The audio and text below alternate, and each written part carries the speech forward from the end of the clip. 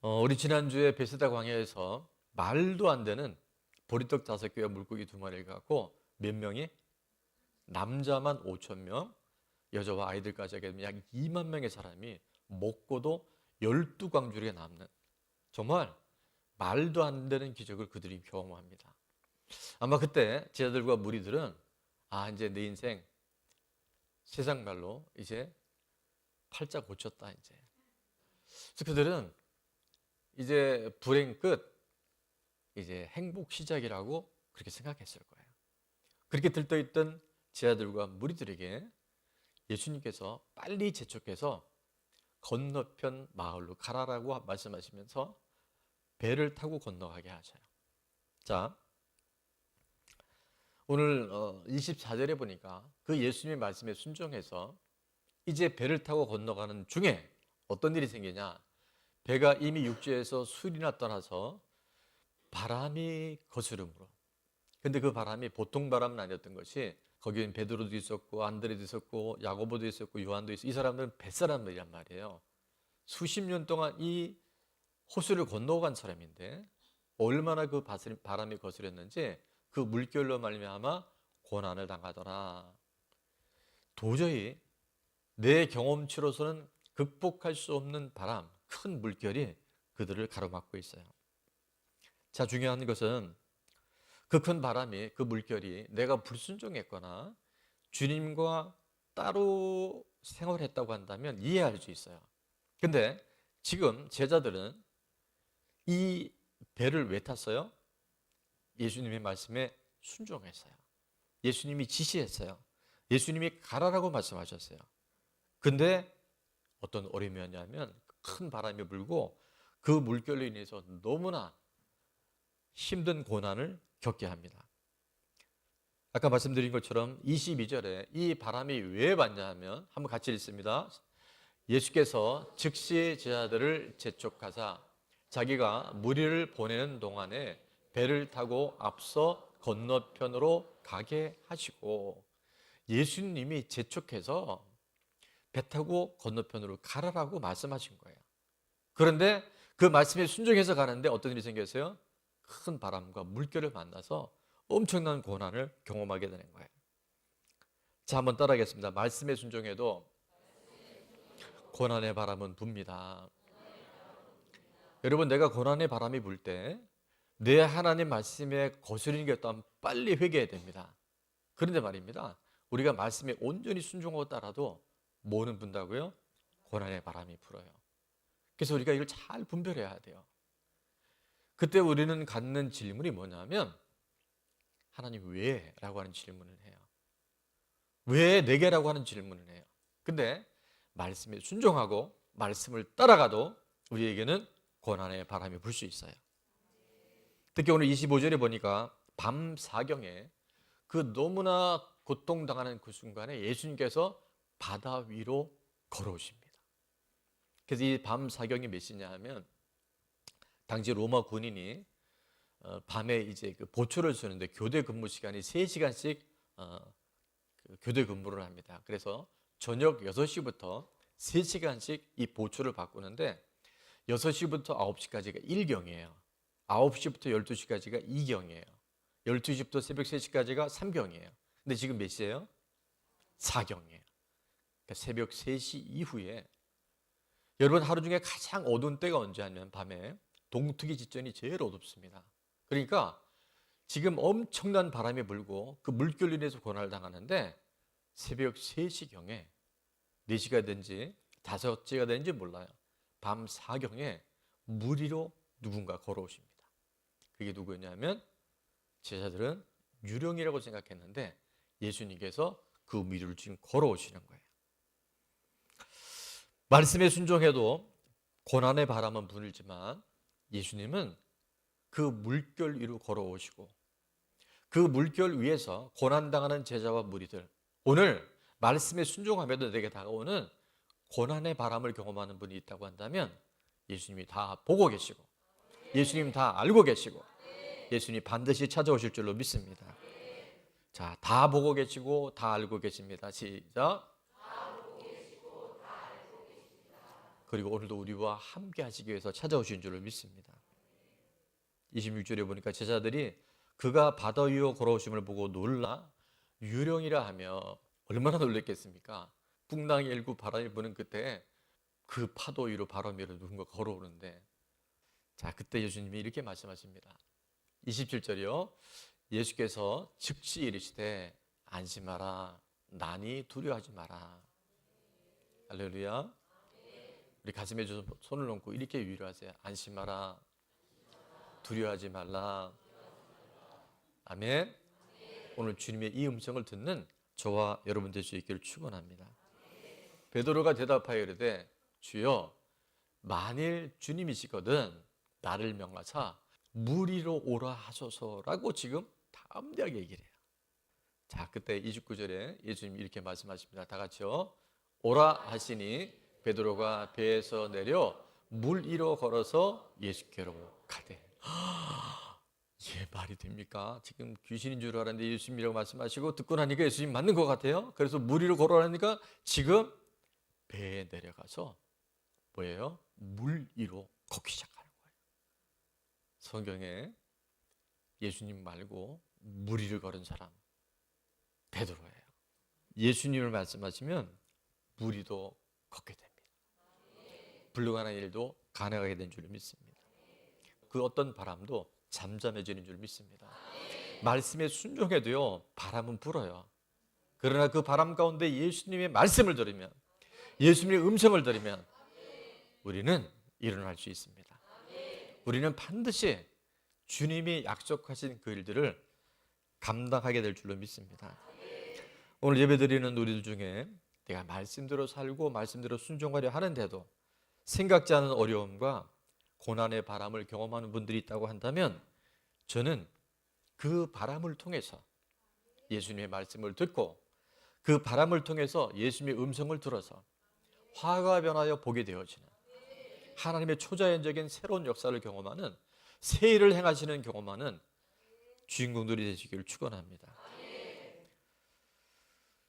아마 많은 분들이 지금도 역시 원수는 멀리 있지 않고 집안에 있어요. 가까이 있어요. 배우자의 고난, 자녀의 고난의 바람이 있어요. 얼마나 많은 질병의 바람이 있습니까? 또 우리 안에 재정의 압박, 돈이 있는데도 늘 쫓기고 없으면 더 불안하고, 열심히 공부하는데도요 성적이 향상되지 않아요. 정말 내 나름 최선을 다하는데도 사업이 잘 안 될 수 있어요. 예기치 않은 그 어떤 고난의 바람 앞에서도 오늘 예수님이 말씀하시면 불가능한 일인데 물이 변하여 포도주가 되고요, 거친 바람도 잠잠해지는, 그래서 물이 변해서 포도주가 됐다, 또 그 바람이 잠잠했다가 아니라 예수님이 다 보고 계시고 알고 계시고 예수님이 지금도 우리 가운데 말씀해 주시기 때문에 그 어떤 고난의 바람도 우리는 능히 이길 수 있는 하나님의 자녀로 서게 되는 줄을 믿습니다. 그래서 오늘 선포되는 말씀을 통해서 그 고난의 바람이 무엇이든 간에 치유와 회복과 새로운 구원의 역사를 경험하는 우리 모두를 됐으면 좋겠습니다. 자, 그래서 저는 말씀에 순종해도 부는 바람은 첫 번째입니다. 세상에 잠들지 않게 합니다. 그 바람 때문에 내가 세상 따라가지 않고 돈 따라가지 않고 사람 따라가지 않는 놀라운 능력을 경험하게 되는 줄 믿습니다. 우리 지난주 말씀 19절과 20절에 보니까 무리를 명하여 잔디 위에 앉게 하시고 떡 5개와 물고기 2마리를 가지사 하늘을 우러러 축사하시고 떡을 떼어 제자들에게 주시매 제자들이 무리에게 주니, 자, 어떤 일이 있었는지 다시 한번 우리가 소환해 봅니다. 20절, 다 배불리 먹고 남은 조각 12바구니에 차게 거두었으며, 엄청난 기적을 경험한 거예요. 아까도 말씀드렸지만 제자들 입장에서, 무리 입장에서는 이제 돈벼락을 맞은 거예요. 예수님만 쫓아다니면, 예수님만 딱 붙어 있으면 그들은 진짜 팔자 끝난 거라니까요. 인생 아무 문제 없는 거예요. 근데 예수님은 그때 갑자기 재촉하사 그들을 건너 게네사렛 마을로 건너가라고 말씀하세요. 왜 그러셨을까? 여러분, 우리가 오병이어의 기적을 경험하는 거 너무 중요해요. 근데 그것이 우리 인생의 목적이 되면 안 돼요. 세상의 성공, 세상의 출세, 내가 원하는 그 어떤 것을 이루는 것이 우리 인생의 목적이 되면 그게 뭐다? 바로 기복신앙이에요. 그게 바로 주님과 가까이 가는 것인 줄 알았는데 주님과 전혀 다른 길, 좁은 문 좁은 길 가기를 원하시는 주님 앞에 넓은 문 넓은 길로 가는 우리들의 모습이 아주 빛보다 빠르게 올 수 있던 것을 예수님 알고 계신 거예요. 배고픔과 굶주림에 있는 것을 주님이 원하는 것은 아니지만 그 오병이어의 기적 때문에, 잘 되는 그 일 때문에 주님이 원하시고 주님을 따라가는 그 길로부터 벗어난다고 한다면 주님은 큰 바람과 풍랑을 통해서 우리로 하여금 정말 하나님이 우리를 만드시고 하나님이 우리를 인생 궁극에 어디로 인도하기를 원하시는지 바람을 통해서 분별하게 하신 줄을 믿습니다. 얼마나 그들이 이 예수님께 감격하고 감동했는지 요한복음 6장에 보니까 이렇게 말씀합니다. 그러므로 예수께서 그들이 와서 자기를 어떻게 억지로 붙들어 임금으로 삼으려는 줄 아시고, 예수님이 대통령이 되면 이스라엘은 끝나는 거잖아요. 뭐 로마 군인이 아무리 강하든 재정에 어떤 어려움이 든 무슨 불황이 오든 예수님 계시면 끝난 거잖아요. 그러니까 세상 임금으로 예수님을 우상 삼으려는 것을 예수님은 아시다는 거예요. 여러분, 오늘도 우리가 예배드리고 믿는 이 목적이 세상에 성공으로 와 있는 분들이 있다고 한다면 내가 이 땅에서 출세하고 내가 원하는 그 욕망과 욕심을 이루기 위해서 주님 앞에 나왔다고 한다면, 문제 해결을 위해서 우리가 이 자리에 있다고 한다면 주님은 고난의 바람을 통해서, 예기치 않은 풍랑을 통해서 우리를 그 세상에 잠들게 하는 자리에서 우리를 떠나게 하실 줄을 믿습니다. 최근에 제가 어떤 글을 읽는데 우리는 응답에 관심이 많아요. 그죠? 오늘도 우리가 간절한 마음, 주님 이것만 해결해 주세요. 오늘 이것만 풀어주세요. 그 왼수만 좀 빨리 좀 어떻게 해주세요. 우리가 이런 속에 반복될 수 있어요. 근데 예수님은, 하나님은 응답에 관심이 없지는 않아요. 근데 더 큰 관심은 어디 있냐면 관계에 있어요. 네가 지금 나와 어떤 관계에 있느냐, 네가 지금 나를 왜 쫓아오느냐. 우리는 끊임없이 응답에 관심이 있지만 주님은 주님과의 관계에 우리의 모든 삶을 조명하고 계신 줄 믿습니다. 여러분, 좋은 대학 가는 것, 행복한 결혼을 하는 것, 안정된 직장 사업을 이루는 것, 안정된 노후를 우리가 준비하는 것, 자녀가 성공되는 거 다 좋은 거예요. 나쁜 것 아니에요. 그러나 그것이 우리 인생의 목적이 되고 그것이 우리가 신앙생활에 방해하게 된다고 한다면 그건 엄청난 우상 숭배가 됩니다. 세상을 따라가고 성공을 따라가고 돈을 따라가고 내가 이 땅에 추구하는 욕망을 따라가면요, 그 끝이 얼마나 허망하고 얼마나 비참하게 끝난지 몰라요. 예수님 그걸 아시고서 지금 그 자리에 머물러 있는 거. 예수님을 임금 삼으면 내 인생, 우리 집안, 이 나라, 이 민족 이제 모든 문제를 다 해결하고 내가 바라는 천국 같은 삶을 살겠다라고 잘못 쫓아가게 되면 예수님은 뭘 주신다고요? 예기치 않은 고난의 바람을 통해서 우리를 흩으신 줄을 믿습니다. 잘 돼도요, 불안해요. 예수님이 없으면 잘 되는 것만큼 더 우리 삶 안에 쫓기고 내 삶 안에 평안이 없는, 진짜 주님 주시는 참된 기쁨이 없는 삶을 살아갈 수밖에 없어요.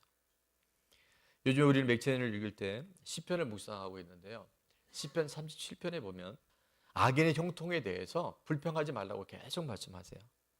오늘 1절 말씀해 보니까 악을 행하는 자들 때문에 불평하지 말며 불의를 행하는 자들을 시기하지 말지어다 하시면서 2절에 보니까 그들은 풀과 같이 속히 배임을 당할 것이며 푸른 채소같이 쇠잔할 것이미로다.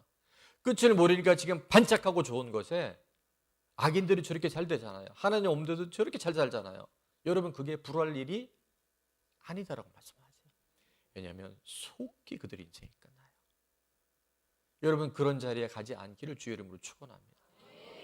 우리가 주님 안에 머물고 있다는 것, 주님을 예배한다는 것, 말씀에 반응한다는 것, 그게 진짜 복이라는 거예요. 왜냐하면 주님이 우리를 지켜주시고 세상 끝날까지 함께 하시기 때문에. 여호와가 나의 목자가 되시면 돈이 없어도 부족함이 없어요. 몸이 아파도 감사할 수 있어요.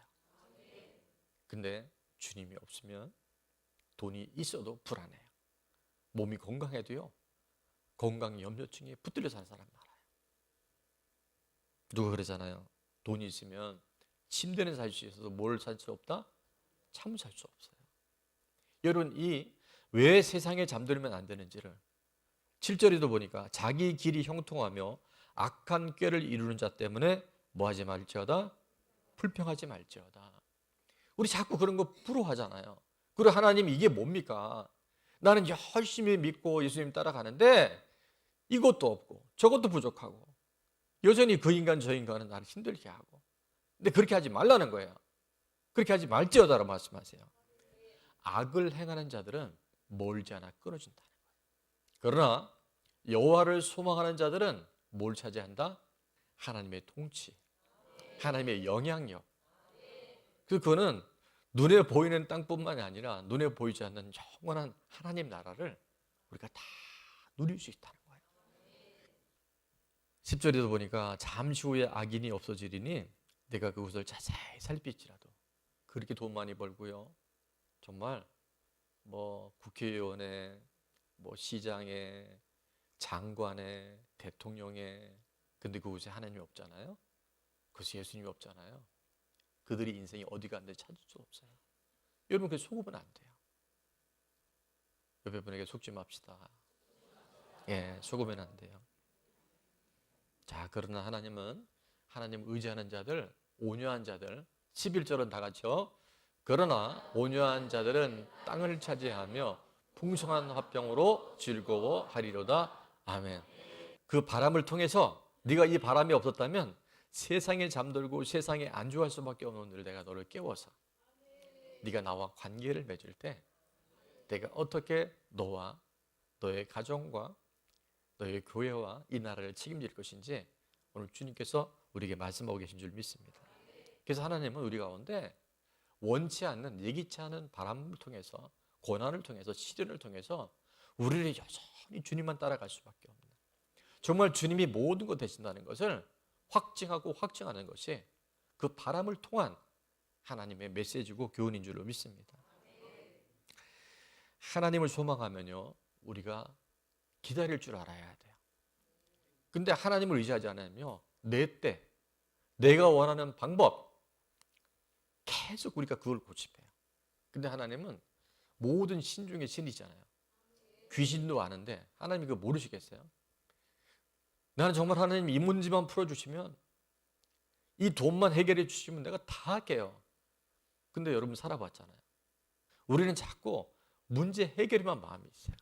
응답에만 마음이 있어요. 근데 주님은 우리와의 관계와 거리와 친밀감에 대해서 끊임없이 말씀하고 계세요. 조급해하거나 비교하거나 낙심하는 것, 이거는 주님을 따라가지 않고 세상을 따라갈 때 오는 너무나 당연한 결론이 될 수 있다는 거예요. 하나님의 때, 하나님의 방법으로 가장 좋은 것으로 해결해 주실 줄 믿습니다. 자, 적용 질문입니다. 첫 번째, 말씀에 순종해도 부는 바람은 무엇이며 분별하고 멀리해야 할 세상의 것 혹은 세상의 사람은 무엇인가요? 여러분, 이걸 잘 잡아낼 수 있길 바랍니다. 내가 지금 주님의 뜻대로 살아가는데 예기치 않은, 원치 않는 바람이 지금 불어올 수 있어요. 큰 물결이 있을 수 있어요. 그때 나는 내가 세상에 혹시나 집착하거나 붙들려 있는 것은 뭔지, 자기 욕심, 내 야망, 혹은 내가 갖고 있는 어떤 집착하고 있는 것, 자식이 우상이 된다거나, 여러분은 지금 뭔가 추구하는 것들이 이 바람을 통해서 잘 끊어내고 멀리할 수 있는 기회가 될 수 있길 바랍니다. 자, 한 가지 더요. 말씀에 순종해도 부른 바람은 예수님과 말씀에 집중하는 것이 진짜 믿음이라는 걸 알게 해주세요. 우리가 예수님께 집중하고 예수님을 바라보고 말씀에 집중하잖아요. 그게 바로 진짜 믿음입니다. 오늘 본문의 28절에 보니까 아까 본 말씀이지만 베드로가 대답하여 이르되 주여 만일 주님이시거든 나를 명하사 물 위로 오라 하소서 하니 오라 하시니 베드로가 배에서 내려 물 위로 걸어서 예수께로 가되 바람을 보고 무서워 빠져가는지라 소리 질러 이르되 주여 나를 구원하소서 하니 예수님께서 그 물속에 빠지려간 소리 지르는 베드로의 손을 딱 잡고 부르시되 뭐라고 말씀하냐면 믿음이 적은 자여 왜 의심하였느냐. 믿음이 작은 자여 왜 의심하였느냐. 그리고 배에 함께 오르자마자 바람이 그칩니다. 예수님이 오라고 하셔서 예수님을 바라볼 때는 말씀 의지할 때는 물 위를 걸었던 베드로지만 물 위를 걷다 보니까 얼마나 당황스럽겠어요. 가서 내가 지금 물 위를 걷고 있네. 내가 지금 이 바람을 이 물결을 내가 거스르고 있네. 베드로도 엄청 많이 당황하고 놀랐을 거예요. 그때 그는 제정신이 듭니다. 이건 아니지. 내가 이러면 안 되지. 그리고 뭐가 보여요? 예수님이 보이고 그 명령하신 말씀이 내 안에 들어올 때는 물 위로 걸었던 그가 갑자기 제정신이 들으면서 물결을 보니까 바람을 보니까 빠져가기 시작하는 거예요. 예수님을 볼 때는 물 위를 걷게 되지만 바람을 볼 때는 물속에 빠집니다. 여러분 지금 무엇을 보느냐가 이렇게 중요해요. 내가 무엇에 내 삶의 중심을 두고 있느냐가 이렇게 중요해요. 자꾸 빠지고 자꾸 시험에 들고 아무 어떤 일들에 내가 예민해진다고 한다면 내가 예수님 바라보는 게 아니에요. 내가 말씀에 의지하는 게 아니에요. 내 무엇인가 예수님 아니고 말씀 아닌 것을 의지하며 나갈 때 우리는 혼돈 속에 무질서 속에 사단이 주는 미혹 속에 우리가 흔들릴 수밖에 없다는 거예요. 우리 잘 아시는 것처럼 사도 바울은 고린도후서 12장에 약할 때 강함 되시는 주님을 자랑을 합니다. 그 10절에 보니까 그러므로 내가 그리스도를 위하여 약한 것들과 능력과 궁핍과 박해와 공고를 기뻐하노니 자 이는 다 같이요. 이는 내가 약한 그때 강함이라. 여러분 내가 약한데 왜 강하다고 말씀하셨을까요? 왜 고백했을까요? 그 이유가 뭘까요? 약함이 강함은 아니에요. 약함은 약함이죠. 약함은 부족함이잖아요. 근데 바울은 약한 그때 강함이라고 뭐냐면 내 존재 자체가 약할 수밖에 없고 나는 정말 주님 없으면 아무것도 할 수 없다는 나의 실존적인 모습을 깨닫고 강함이 되시고 전부가 되시는 그 하나님 예수님을 의지하기 시작할 때 그는 비로소 진짜 강한 자가 된다는 것을 그는 깨닫게 됐다는 거예요. 그래서 12장 9절 상반절에 보니까 나에게 이르시기를 하나님의 은혜에 너 바울에게 족하다. 지금 사단의 가시 때문에 죽을 것 같아서 40일 금식을 3번 하고 기도했더니 그에게 내 은혜가 바울 너에게 족해. 그러시면서 이는 하나님의 능력이 우리의 약한 데서 온전해진다고 말씀하세요. 여러분 그래서 우리의 약함이 드러날 때 약함에 절대 여러분 침몰 당하지 마시고요. 주님 앞에 나갑시다. 주님의 말씀을 붙잡아 보세요. 그때 그 강한 능력의 하나님이 그 손이 물에 빠져가는 베드로를 이렇게 세웠던 것처럼 오늘 저와 여러분의 손을 잡아주실 줄을 믿습니다. 하나님의 능력이 나의 약함을 인정하는 사람을 통해서 오늘도 실제로 임하게 될 줄을 믿습니다. 믿음은 나를 보는 것이 아니라 주님을 보는 것입니다. 믿음은 바람을 보는 것이 아니라 말씀을 붙드는 것입니다. 예수님을 보고 말씀에 의지할 때는 물 위를 걷게 되지만 바람을 보며 물결을 볼 때는 물속에 빠져갈 수밖에 없어요. 오늘 내가 지금 무엇을 바라보는지, 내가 왜 자꾸 시험에 드는지, 나는 왜 이 딜레마에서 벗어나오지 못하는지, 여러분 믿음의 주여 우리를 온전케 하시는 예수님을 바라보세요. 예수님이 그걸 다 통과하셨잖아요. 네가 나를 바라보고 나를 의지할 때마다 내가 너를 도와주리라, 내가 너와 함께하리라, 내가 너를 지켜주리라, 세상 끝날까지 너를 돌봐주리라. 그래서 우리는 살아갈 수 있는 힘을 주님을 통해서 말씀을 통해서 공급받게 되는 줄을 믿습니다. 바람 보고 세상 보고 돈 쳐다보면 있어도 없는 거지만 천지 주신 하나님 나의 예수님 바라볼 때 우리는 진짜 만족할 수 있어요. 아무것도 없는 자 같은데 다 가진 자로 살 수 있어요. 무에서 유를 창조하시는 하나님이 나의 아버지가 되시고 내 삶의 주인이 되실 때 정말 때를 따라 돕는 하나님의 은혜가 우리 가운데 차고 넘치는 줄 믿습니다. 적용 질문입니다. 사람이나 환경을 보면서 빠져가는 것은 무엇인가요? 여러분, 혹시나 지금 주님 바라보다가 물결 바라보고 사람 바라보다가 빠져가는 것이 있다 하면 오늘 다시 한번 주님의 능력, 주님의 손, 주님의 말씀을 붙들 수 있길 축원합니다. 마지막 말씀에 순종해도 부는 바람은 예수님의 증인으로 쓰임받게 합니다. 이 부는 바람을 통해서 예수님 만난 사람은 반드시 간증자로 세워주셔요. 오늘 34절에 보니까 그들이 건너가 게네사렛 땅에 이르니 그곳 사람들이 예수인 줄 알고 그 근방에 두루 통제하여 모든 병자를 예수께 데리고 와서 병든 자를 예수께 데리고 와서 자 36절은 다 같이요. 다만 예수의 옷자락에도 손을 대게 하시니 안고하니 손을 대는 자는 다 나음을 얻으리라. 아멘. 이 많은 무리가 어떻게 오게 됐냐 하면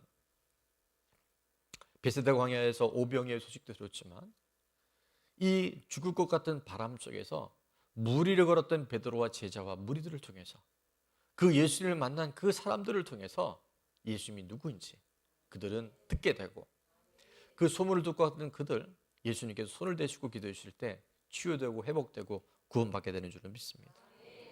내가 직접 경험한 사건들을 통해서 내가 직접 경험한 이 바람과 물결을 통해서 우리는 주님의 증인으로 준비되고 쓰임받게 되는 줄을 믿습니다. 여러분, 우연처럼 다가오는 고난의 바람은 그것을 믿음으로 극복한 사람들, 말씀을 통해서 예수님의 손을 붙든 사람들을 통해서 예수님이 전파되게 되어지고 예수님을 만난 그 사람들은 또 다른 회복자가 되고 치유자가 되어져서 위대한 증인으로 준비되게 되는 줄을 믿습니다. 주님이 아닌 것들을 쫓아가다가 말씀에 순종하긴 했는데 주님이 세상에 정들지 말라고 말씀하신 그 바람으로 인해서 내가 이렇게 예수님을 만난 간증자가 됐어요. 증인이 됐어요. 그래서 더 많은 사람들에게 복음을 전하는 증인의 삶을 살아가는 접촉점을 경험하고 간증하는 우리 모두들 되시기를 바랍니다. 자, 마지막 적용 질문은 다 같이요. 예수님을 만난 나의 간증은 무엇인가요? 자, 말씀에 순종해도 부는 바람은 첫 번째입니다. 세상에 잠들지 않게 합니다. 두 번째입니다. 예수님과 말씀에 집중하는 것이 믿음임을 알게 합니다. 세 번째, 예수님의 증인으로 쓰임받게 합니다. 아멘. 순종해도 부는 그 바람은 우리 믿음을 강화시켜줘요. 우리 믿음을 뿌리를 깊게 내려줘요.